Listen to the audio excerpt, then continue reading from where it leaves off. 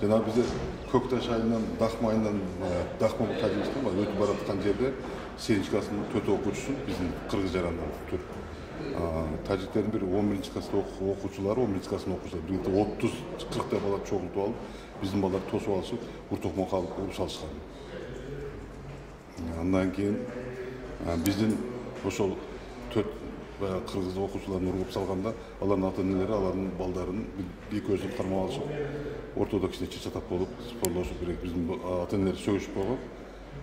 Ошол жерде окуя болгон жерде бир 40 адам Тажикстандан жарандары, кыргыздын жарандарына жолугушуп, ошол моментте биздин акимдер, ал жактын акимдери Исвара районунун биздин аким баш болуп, күч түшүндөрүн биргеликте барып, түшүндүрүү иштерин жүргүзүп, ошол жанагы урган балдарды алар өздөрү жоопко тарта турган болушту.